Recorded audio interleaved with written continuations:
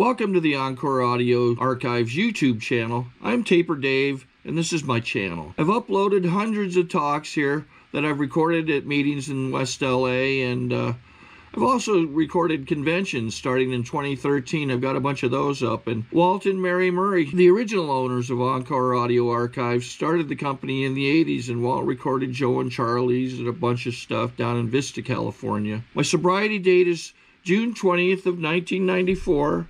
I hope you find something you like, so please like and subscribe to my channel and comment down below.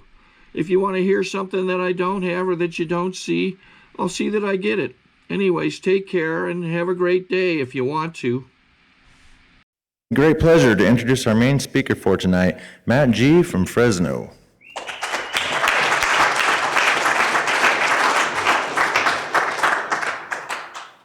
I'm Matt Green, I'm an alcoholic. I'd like to thank David for asking me to come here and share with you guys tonight. Happy birthday to the people celebrating birthdays.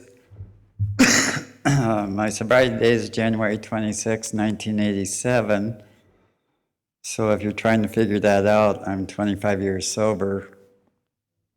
I do that, so if you're like me, when I was in my earlier years, when people would throw out dates, I would try to figure this out and, okay, they're this many years sober and they're this old, and next thing I know, they're saying the Lord's Prayer. I miss a whole friggin' meeting.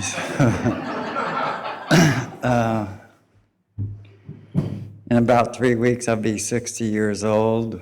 I know I don't look like it, but I will be. I have 3 children and 4 grandchildren.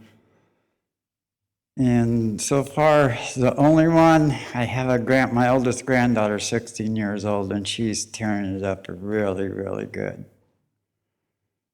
She's into the drugs and the drinking and sex, just ripping a new one. And I know she's got a court case over here in San Luis Obispo, a drug charge pending, and I know she's got one in Hanford for false ID and a stealing charge, and I don't know what she's got going on. And I wish that granddaughter didn't have to go through that terrible crap. And her mother, I thought was going to take after me. Our book talks about given the right circumstance or right whatever, and they can abruptly quit and be okay and happy that way. And that was my daughter's case. My daughter at 18 years old called me from jail in San Luis Obispo on Christmas Eve and said, "Dad, I'm in jail. Would you come bail me out?" And I go, "Did you learn anything?" And she goes, "Yeah, don't drive and drink and eat acid. Stay home and do that." And her mother was in sobriety too. She actually had a year more than me sober. That kind of pissed me off. But God dang, I keep saying I'm not going to do that because her mother committed 16 years sober. 16 years not drinking. She hadn't been to a meeting in 8 years. This thing's not about just not drinking. And I keep saying I'm not going to say that anymore, and I keep doing it. But my daughter was raised around sobriety, so my daughter knew about it. But about 6 months later, she got pregnant, and she's never drank or used ever since that date. And went back to college and got a great job. She's worked for the prison system ever since then. And it's like, how'd you do that, kid? And my oldest kid, I'm glad Lee and Jacqueline are here. I love those guys to death. I've known them for years, and we were talking about my oldest kid. My oldest kid's been tearing it up. He just turned 40 years old, and he's been tearing it up for years, and his mother married a dentist years and years and years ago, so they've had money to enable the shit out of that kid. And he's married and has two of my grandchildren, and I keep telling her, man, you're gonna enable that kid to his death. And and that kid's never seen me drunk either, but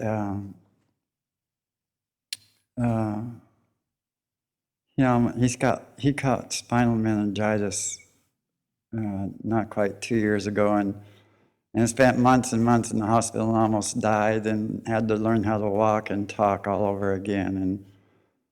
And so he's not drinking or using. And he went blind in one eye and got partial sight back in that eye, and he's back going to Fresno State now, and he seems to be doing good. And so in my life today, all three of my kids are doing good. First time in a lot of years, all three are doing good all at one time, and it feels really good. I'm supposed to tell you what I was like and what happened when I'm like, no, Tan, God, I thought, God, how am I supposed to get up here and give you hope? She said when she got here, she had an old car, 18 years old. And I'm thinking, man, I got a pickup that's 33 years old and I'm 25 years sober.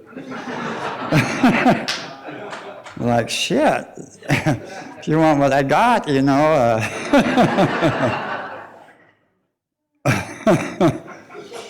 It's just I've had the damn thing so many years, it's like I hate to get rid of it, man. It's paid off, it don't cost me nothing, it just sits there most of the time. I can't remember the last time I started the damn thing, but it don't cost nothing to hardly register it. The insurance is next to nothing. And I've only gave it a tune-up one time in 20 years, and it still passes smog all the time. It's like, people go, why do you keep that old thing around? It's like, shit, let me see, $300 payments to get another one, or $300 a year to keep this one. I think I'll just keep this 33-year-old truck. Especially I'm in construction, and construction in the valley anyways is taking a dump. And we haven't even done a job since last December. Oh yeah, I'm supposed to tell you what I was like. I don't drink like normal people do. I never drank normally. The book talks about most of us cross over an invisible line. I never did. I started over across that line. Some people try to control their drinking. I never tried to control my drinking. I don't understand why the hell you would want to even try to do that. Something that worked so great from that first drink, why would you want to try to control that? And I hear people talk about trying to control their drinking, and they get up to the podium and talk about how wonderful that first drink was and how wonderful it made them feel, and then they could tell you how they tried to control it for so many years. Why the hell would you do that? I don't understand that.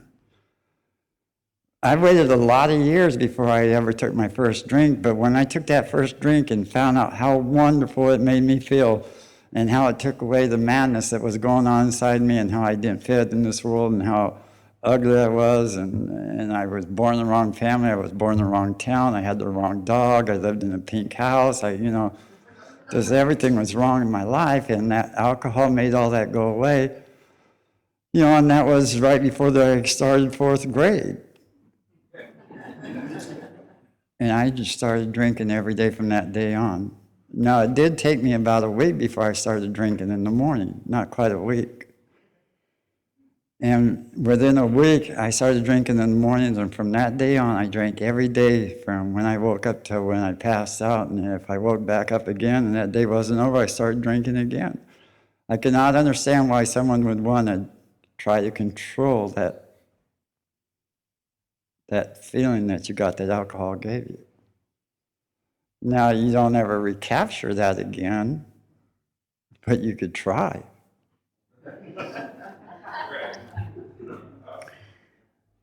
The only time I ever did without alcohol from that day on was like when I was in the penitentiary. I was in the hole the whole time. It's a little hard to get booze when you're in the hole in the penitentiary. But I was as sober then as I am standing here right now. The difference is I didn't have no kind of 12-step, no kind of spiritual life. I didn't have a God in my life. I didn't have any kind of different way of dealing with being okay with me. And I'm way worse not drinking. I hate it when people get up to the podium of Alcoholics Anonymous and say, no matter what, just don't drink. That's such bullshit. You know, if they want to say just don't drink, you know, I wish they would follow it up and say you can just not drink as long as you find a way to meet your spiritual needs by working these 12 steps of Alcoholics Anonymous. And through that process, you find this loving, caring, forgiving God that can afford you that luxury of just not drinking. You know, and explain it a little bit different, because when I went in and out of Alcoholics Anonymous for a lot of years, and I'd hear people say in meetings, just don't drink no matter what, whether your ass falls off, pick it up and take it with you to that meeting. It's like, I can't do that. When I just don't drink, I want to die worse than I did when I stuck a shotgun to my head and I pulled the trigger. When I am drinking, when I'm not drinking and just going to meetings, I want to die worse. When I got a sponsor and half-ass working the steps and going to 3 meetings a day, I want to die worse than my worst days drinking. And so, you know, I hate it when people in meetings say, just don't drink no matter what, God damn it, you know, quit your whining and shit and just, you know, just go to meetings and that's all you got to do. Buy you a book, and they shut up, you know, it's like, if that's all you got to do, we could all just go home right now, say the prayer and go home. Maybe that works for some, very few. If it worked for most of us, these friggin' rooms would be, you wouldn't be able to, we wouldn't have this meeting in this room. You'd have to rent the biggest building you have in Santa Maria. We wouldn't all fit in here. You know, my drinking's, you know, we all do different things. We all suffer from the spiritual malady. Way before we ever started drinking, we suffered from a spiritual malady. That's the first part of our illness that we have.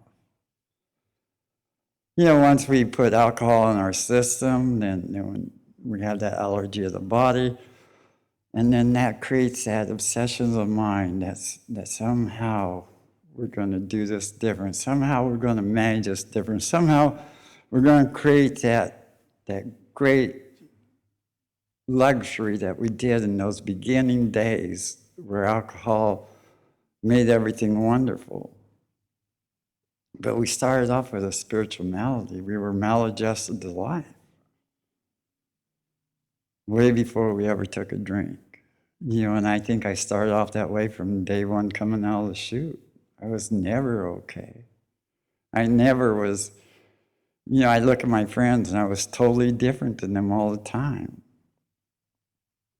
You know, so alcohol was my answer, and you know, so, but we all did things differently, you know, and you know, I mean, when I got sober, there were so many different varieties of people in my home group. You know, there was a housewife that never seen the inside of a bar.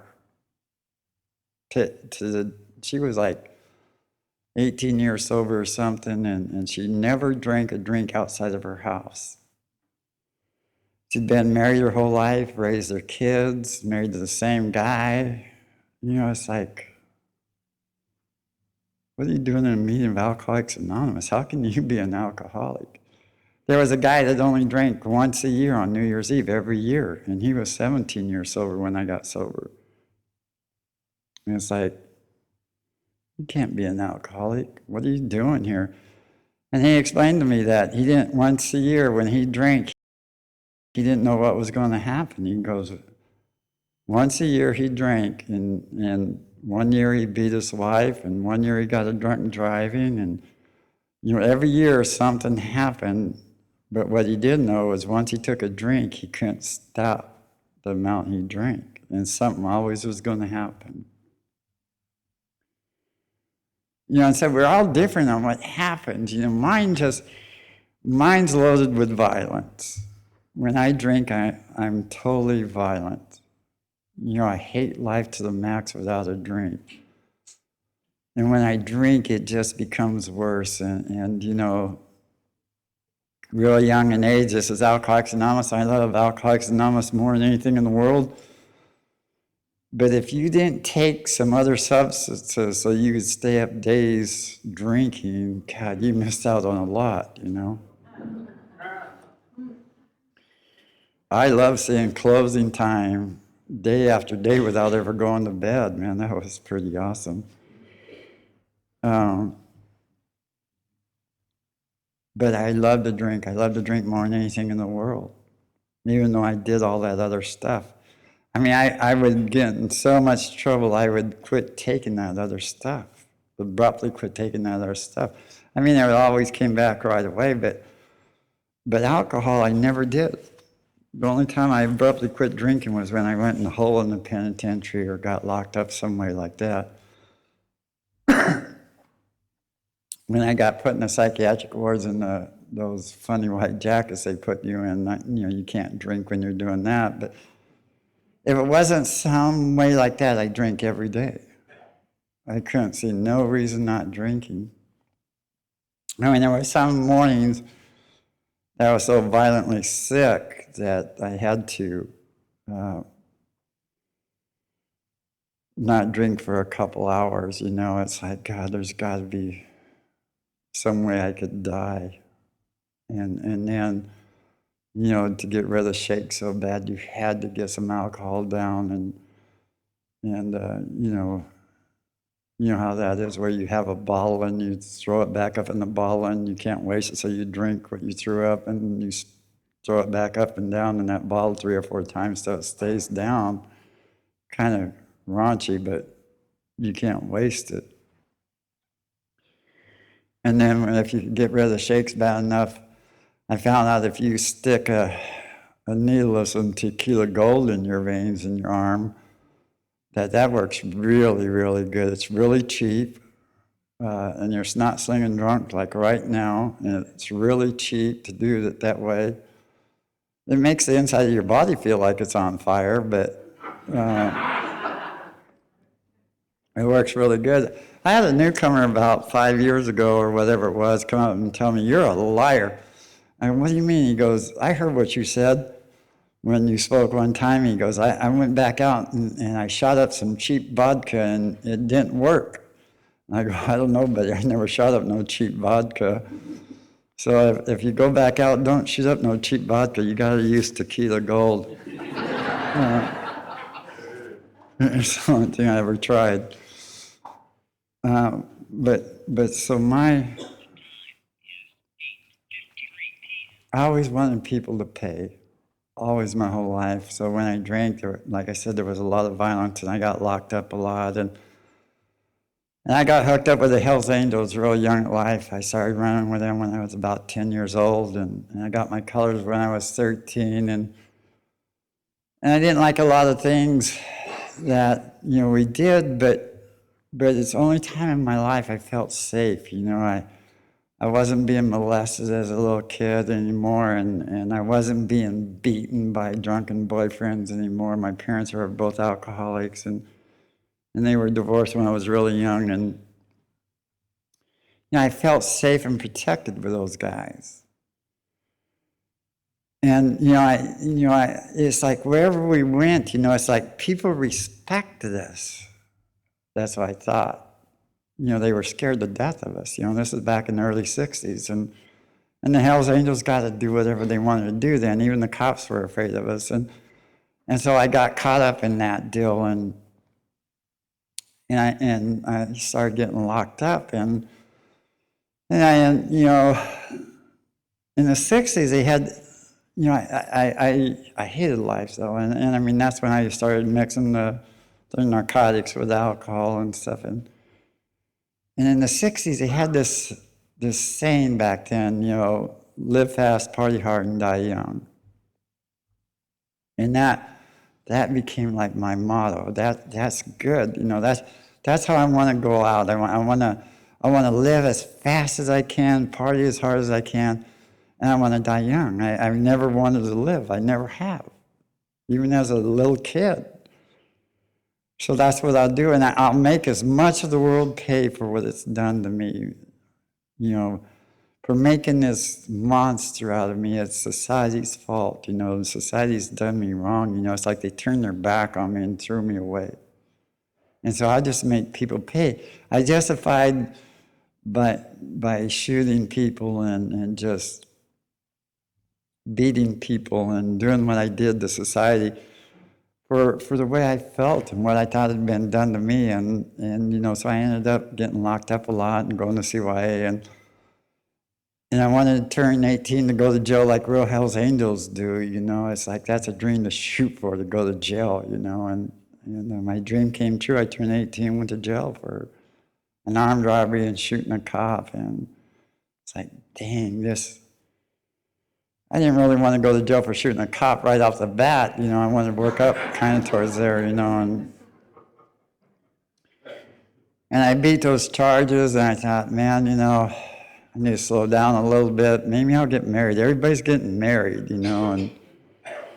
And so this one girl said she was pregnant, so I married her, and we had a Hell's Angel wedding in Reno, and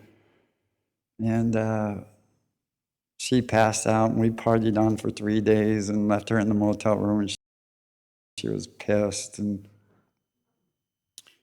that kid didn't pop out for 18 months, and I was really pissed over that deal, her lying to me, you know.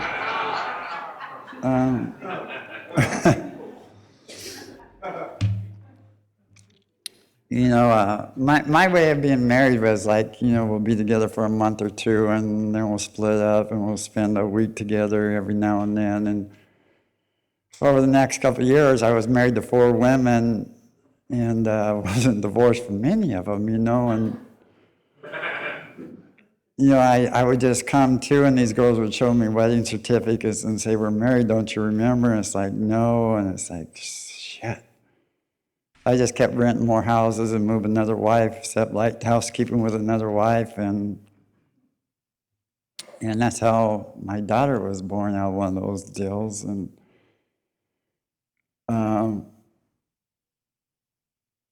you know, like when I married the 4th one, I didn't have time to set up another household, so I took her home to the 3rd wife, and they weren't getting along very good. And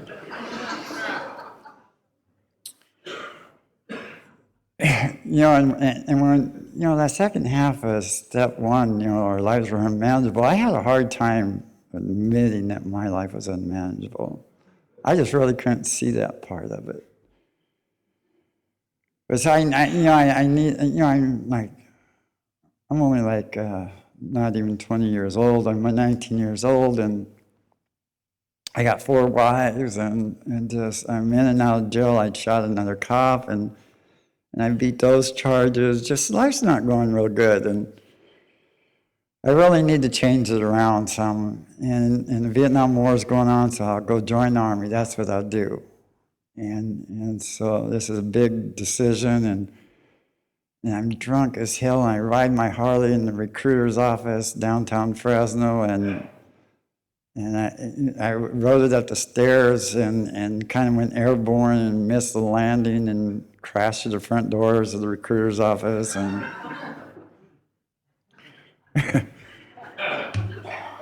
you know, they weren't real impressed, but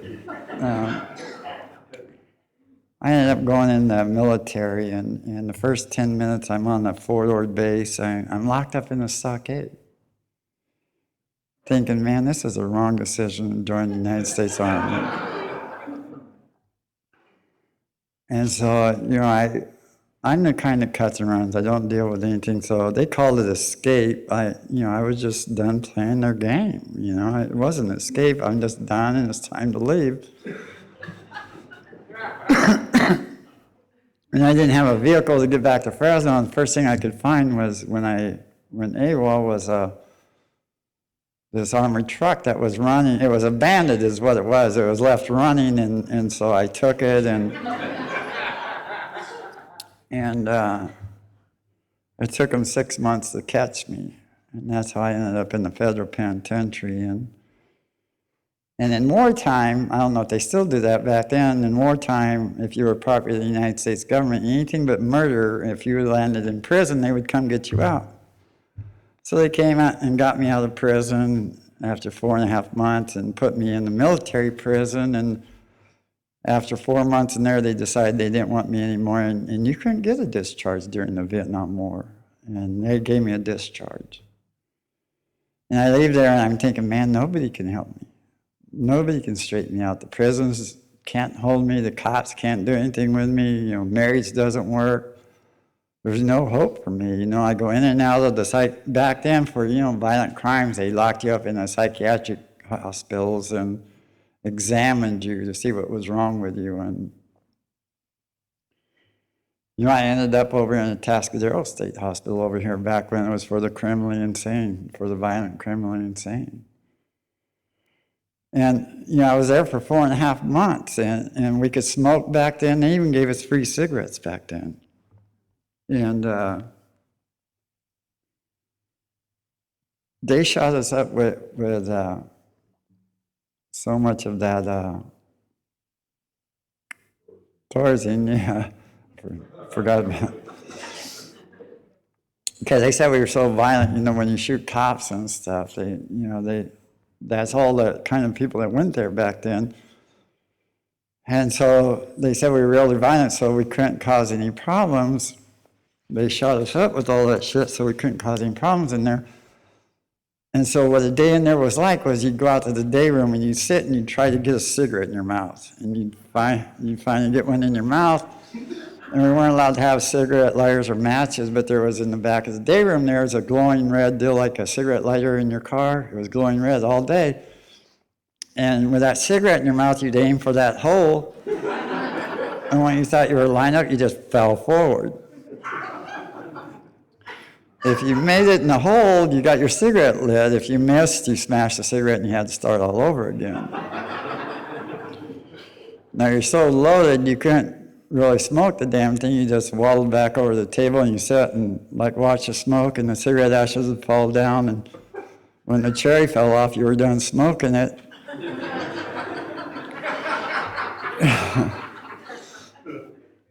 And you went back to your bed, and that was a day. And after 4.5 months, they sent me back to Fresno County, and they diagnosed me as incapable of adapting to society way of life and homicidal. I thought, where the hell did they get that out of 4.5 months of watching me smoke a cigarette? You know?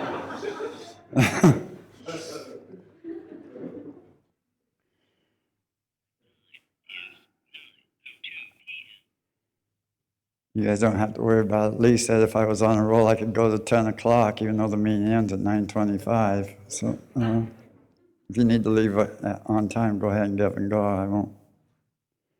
I can't see, so I won't see you leave anyway, so.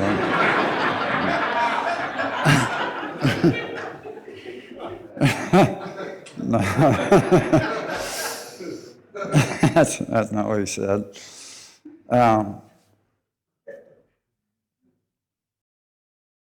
You know, the judges started, I used to say they didn't give me a choice, but they did. At 23 years old, they said I could either go back to prison for 2 years or go to A 5 days a week for a year. And I used to say they didn't give me a choice, but they did. And I couldn't make my mind up, so he gave me 5 more days in jail to make up my mind. And at the end of that 5 days, I didn't make it up till I was standing in front of him. I'll go to A 5 days a week for a year. I thought, God, I've really sank to the bottom now. You know, I knew what prison was like, but, you know, that A shit, God, you know. I was supposed to die when I was 21. Now I'm 23. I'm 2 years past dying stage. I've sank to A and A. And I didn't drink during that year. I took a year chip. I made it 10 months. I figured it was close enough, you know.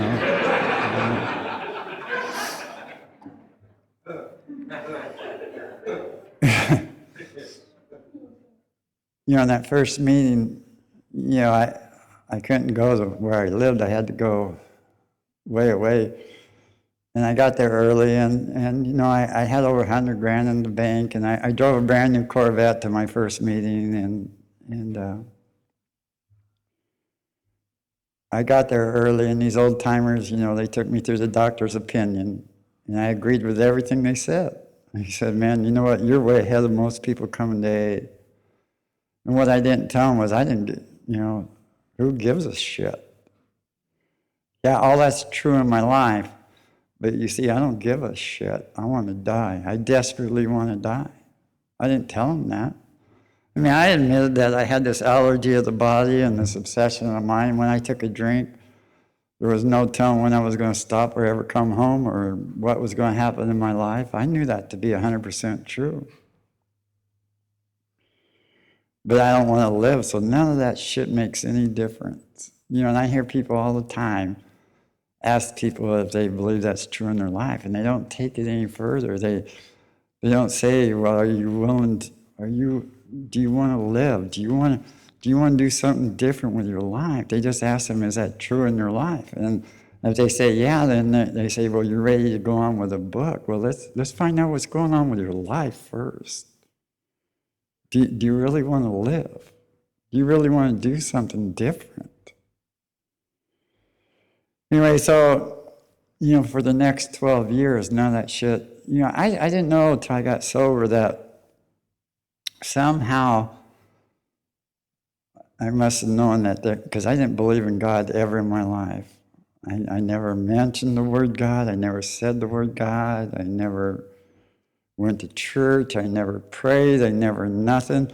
If you mentioned the word God to me, I would hold a gun to your head and make you get on your knees and tell me that I was your God and that you were sorry for saying that to me and stuff. I would do whatever it took to make you denounce that there was a God. If I had to shoot you, that's what I would do. But in our book, it says, deep down inside every man, woman, and child is born the fundamental idea of God. And today I believe that to be true. And somehow all those years of going in and out of Alcoholics Anonymous and getting 9 months sober and 10 months sober, and that first time I was ordered by the courts to go to AA, and the rest of the time I wasn't. And I never could. I hated AA. Why the hell am I going back all the time?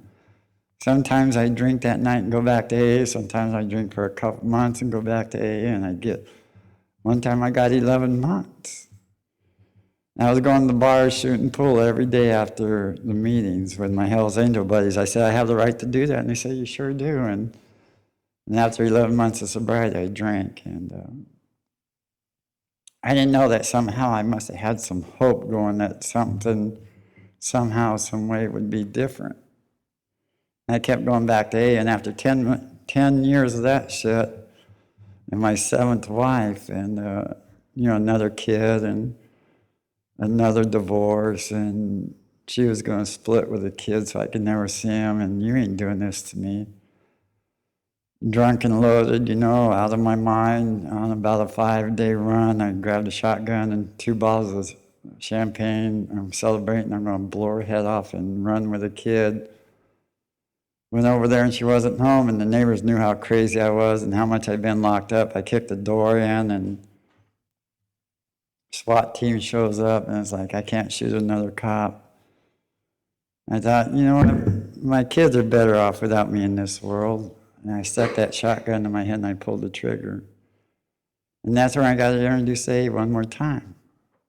You know, they showed up in my hospital room when I came out of that coma months and months later. Asked me if they could read me the big book of Alcoholics Anonymous. Then I was all the way blind. I was strapped to my bed.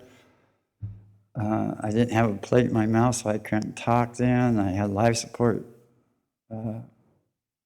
deals going, keeping me alive, hooked up, and it was just beeping all the time. And the doctors telling me every day there was nothing they could do for me. I was going to die.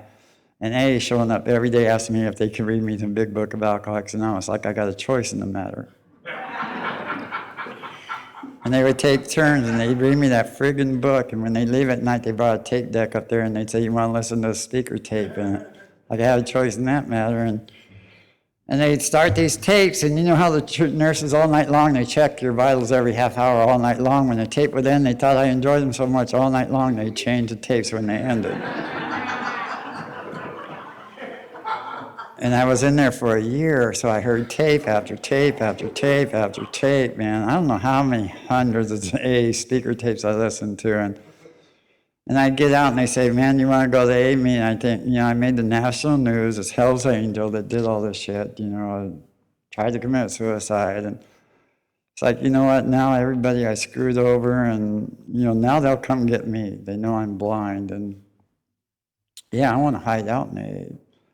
So I went to like 5 meetings a day. You want to go to the coffee shop in between? You bet your ass. You want to go out to late night meetings? You bet your ass I do. You want to go to the coffee shop afterwards and go home about 3 o'clock in the morning? You bet your ass I do. So the next couple of years, I did everything. I had a sponsor. I did everything. I did I did everything you could do in AA. Involved in service, I was speaking, I was doing everything. But I had a secret that I didn't tell nobody about. They go, aren't you glad you're finally doing everything? Now isn't being sober in AA wonderful, Matt? You bet your ass. This is great, man. But inside, I wanted to die, and somehow, someday, I was going to find a way to die. That was my secret. And so twice over that 2 years, one night after a meeting, I had one drink, and until I had another secret. I never told nobody. And another night, during that 2 years, I had 2 drinks after a meeting. Now, why? That's so stupid. It doesn't get you drunk. They were mixed drinks. You didn't get drunk. You didn't, and you don't tell nobody. So you got a couple secrets now, but you have massive amounts of surgeries all the time, putting you back together. And you just go in massive amounts of pain. You won't take no pain pills or nothing. You save up all your morphine tablets. And 2 years later, after a meeting, you take 455 synthetic morphine tablets because it's time. And they say, shit won't work anymore. And you go into coma, and when you come out, you're just done, man.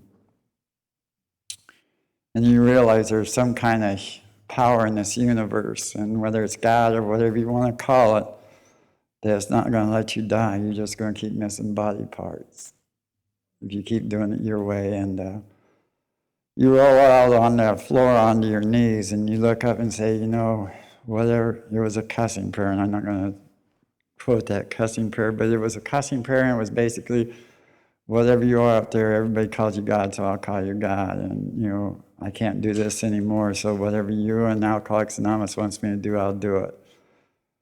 And I went to the noon meeting today, and I told them what happened. I said, I'll do whatever you want me to do. And so I go, what do you want me to do? And they go, boy. They call me the boy. And, Hell's Angel, ex-convict, construction contractor. I ain't no damn boy. But they call me boy, and they go, boy, we want you to go out and pick up the cigarette butts. And I go, this ain't no circus carnival act where we're going to gather at the window and watch a blind boy pick up the cigarette butts. And they go, we thought you told God you would do whatever we told you to do. And I go, okay, I'll go do it. And it's been almost 26 years ago, and I still pick up the cigarette butts. God hasn't sent me a fax and said, hey, you don't have to do it anymore. It worked back then. I hear a lot of people get a lot of time and say, I leave that for the newcomers to do anymore. Nowhere in our literature does it say, that, hey, you only got to do it for a little while. I believe God gave us this stuff to do, to be a service and everything, and these steps to do, and all the stuff God gave us to do because it works. And nowhere in there does it say to quit doing it after you're 10 years sober or 15 years sober. Take some time off. Take a vacation. You've been doing it a long time now. Nowhere does it say it do that. I see people that quit doing it, and if they don't drink, they turn out to be bleeding-ass deacons that don't have nothing I want, with a lot of years of sobriety that just, they're miserable ass. Never mind. You might have some here. I got a couple friends of mine at my home group that quit doing that shit, and they're just friggin' miserable nowadays. It's like, God, I try to get them to do something. Nah, I'm too old. I don't want to do that shit. I leave that for the new people to do anymore. I'm not doing that shit anymore. And they're just friggin' miserable. And it's like, I hate to see them go through that, but I thank God that they're in my life, man, to see what I don't ever want to be. So I still pick up the cigarette butts. And, I was 5 days sober. They told me, boy, that boy shit again. They go, we need you to go down to jail and take meetings into the jail. They're not being covered. I said, man, I can't do that. I got warrants for my arrest. And they go, we didn't ask you if you had warrants for your arrest. We said, we need you to take meetings into the jail. Thank God back then we didn't have to show IDs or nothing. We just showed up and said AA, and they'd say, go on in. And man, it scared the shit out of me that first day, Am I getting out of here or not? And it made me get those warrants cleared up real fast.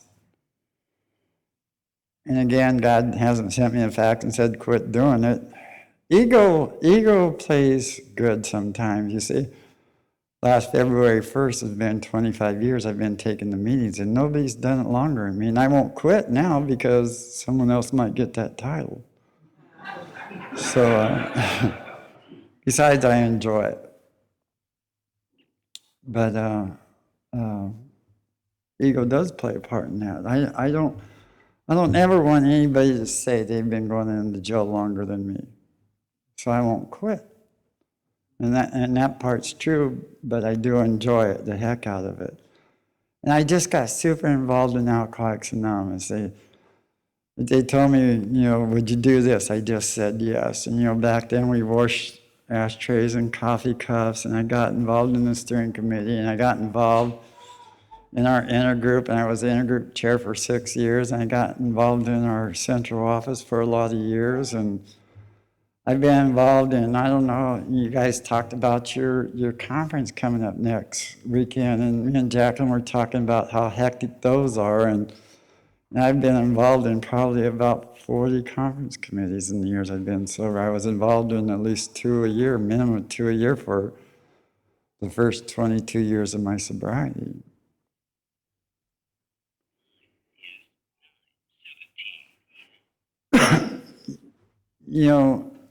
Mark's here with me, and I sponsor him, and he's recently gone back out after almost 5 years of sobriety. And we became good friends over that almost 5 years. And I hope he'll do what it takes to get back again. He's having a hard time the last couple months. And I hope he does, because I don't want to lose the friendship we've had.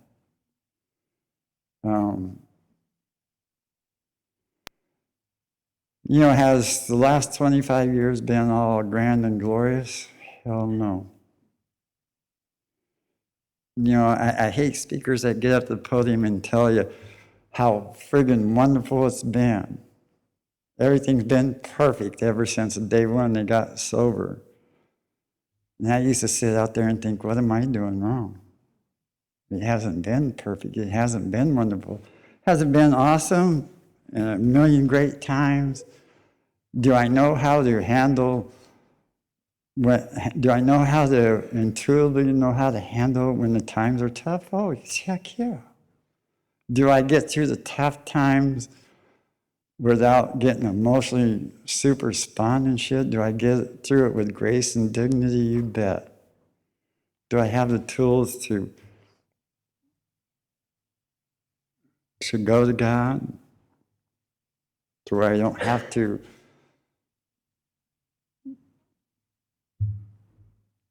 Some of the worst times in my life have been sober, and did I have tough times drinking? Yeah, but I've had to deal with them and go through them in sobriety. And don't get me wrong, there's been some awesome times in sobriety. Finding my daughter in sobriety. I didn't know whether she was a boy or a girl. I knew there was a kid out there, and I found her. I was speaking over here in San Luis Obispo, and something told me to stop in a gas station past Robles and look in the phone book. And here her mother's phone number was in there. They lived in Tascadero. I never lived in Tascadero ever in my life. And what was the chances of her mother still having the same last name? It's just, I got married in sobriety, and it was awesome. Turned out to be a nightmare. And, I told my sponsor outside the wedding chapel the day we got married, I go, you know what? This doesn't just seem right. I go, you know what? She's a wonderful lady. We've been friends for a long time. I go, but it seems like all my other 7 marriages, it doesn't seem like this is what love should really be. He goes, you don't have to go through with it. And I go, you know what? I'm a big shot circuit speaker. I sponsor a ton of guys. I could make this work really good. And he goes, okay, Mr. Big Shot, go through with it then. So that divorce, what I can tell you about, the book says, where have I placed myself in a position to be harmed? I just told you where I placed myself in a position to be. So I can't tell you anything she did in that divorce. I'm the one who shouldn't have gone through with it. I shouldn't have placed myself in a position to be harmed. I can tell you I'll never see a day of retirement because of it, and I was retired when I met her, I was retired, and I'll never see retirement ever again. But I'm the one who put that ball in motion, so it's my fault. And that's all I can tell you about that divorce. My youngest child, and Lee's, and Jacqueline's met my youngest child, my pride and joy child, that I got 100% custody in sobriety. How does a scumbag, Hell's Angel, ex-convict like me get 100% custody of a child? Only because of Alcoholics Anonymous and the teachings here. But I did, and I raised that kid as a single parent for a lot of years. And at almost 10 years sober, he almost died. And the doctors came out over a period of 3.5 months, surgery after surgery, hospital after hospital, and told me that, your boy's not going to make it. He's going to die tonight. And that's when, thank God for all the guys I sponsored, they took care of me. I didn't take care of them during that 3.5 months. And I wanted to kill that doctor. So there's been a lot of tough times, and my parents have died, and, but, I owed over $1 million when I got sober, and through sponsorship and following advice from my sponsor, and 7 years and 2 months, I wrote the last check. First time in my life I was free. And after that divorce took 5 years to get done with, I'm done with women. I'll never date another girl. I'll never take another girl on a panel. I'll never sit next to a girl in an AA meeting. I'll never, I'm done. I don't, sober or drunk, I don't pick women right. I don't do it right. And I'm happy with my life the way it is. I got 3 children, 3 great children. I got 4 great grandchildren. I sponsor a ton of guys. I speak all over the world, I'm happy with my life the way it is. Why would I want to screw it up and put a girl involved in it? As a matter of fact, I'm speaking at conferences. I'm saying from the podium, I'm being a smartass at every conference I'm speaking at now. I'm saying I'm accepting resumes for my 9th ex-wife.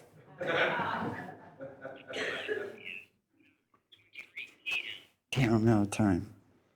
And this 5 foot tall, 98 pound, long blonde haired girl comes up and says, I have a resume for you. And me and that little girl fell in love, and I found out what love was finally about. And for the next 4.5 years, it was the most awesome thing I ever knew. And 4 years ago, I was just getting back into town, and they called and told me she died. She had a mole on her neck. I knew she was going in to see her doctor for a doctor's appointment. 4 days later, she died of melanoma cancer. And I cussed God out one more time at 21 years sober. And it's like, I wrote for 6 hours, and I apologized to God. And it's like, what's this all about, God? I got screwed in a divorce, and you put this girl, and I finally found out what love's about, and you take her out of my life, and I did what I've always been taught to do. I went to a meeting. Within an hour or 2 hours, whatever it was, I went to a meeting, what I've always been taught, and I said, what's going on? What I've been taught here is no matter what goes on in my life, I keep my primary purpose my primary purpose. And if I keep my primary purpose and my commitments in Alcoholics Anonymous, God will show me what I'm supposed to be doing.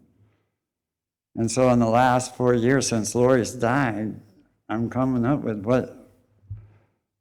as long as I'm keeping my primary purpose, what God's will is for me, I guess, is to experience whatever experience God has to put in front of me. Because that's what I'm collecting the last 25 years, is a lot of sober experiences, some good, some bad. But I don't get to experience these if I don't keep my primary purpose. So I'm keeping my primary purpose no matter whether it's good or bad in my life. And I show up to places like Santa Maria when Lee sets it up with David for me to come here, and David asked me to come here, and I come to Santa Maria, and I get to see a lot of people, and there's a lot of sick people here because people told me they've heard me 2 times, 5 times, and they still show up to hear me again to see what's going on in my life. So what's going on in my life is nothing new except for I'm keeping my primary purpose my primary purpose. Thanks for having me, and I love you guys. Thanks.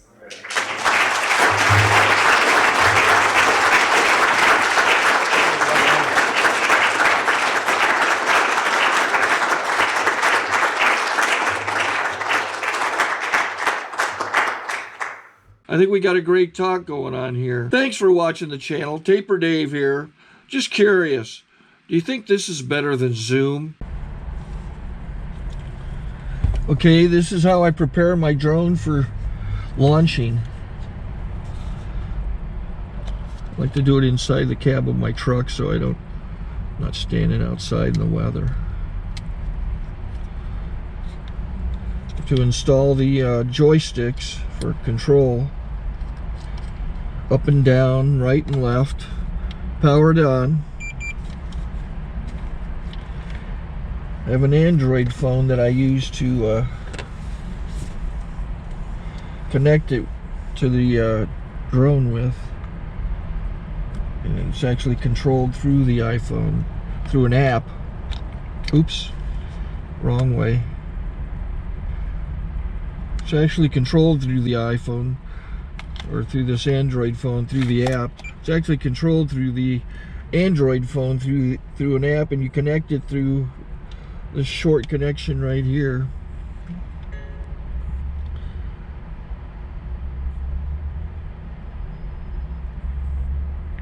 Remote control connected. Remote control's connected. So I pull out the drone. I have to extend the legs, long legs extended first, then the short legs. Remove the gimbal protector. Set that aside, then power it on one short burst, then one long burst. I lay it down. So I have to go to calibrate. So the drone's not connected yet. It shows you here as this drone gets disconnected, even though the remote's powered on. So the drone has to establish it's connected. So I go into the app to calibration mode. First I'll calibrate the remote controller. Start calibration. Out, in, oop, out, in, up, down. And then this little wheel is to control the gimbal. So it's calibrated. Go to gimbal calibration, start calibration, and then it calibrates the gimbal. I don't know if that shows up. The gimbal's moving all over the place. Changes, you can see it on the video. And I'm calibrated to take off. It's acquired 7 satellites at the moment. There are 26 satellites up in the sky which it has to acquire before you can take off. So it's connected. It's got enough satellites. This is white. I can go to press this little arrow button, swipe right to take off, and it would start the motors if I slid this to the right, but I'll wait till I get outside. Don't want to do it inside.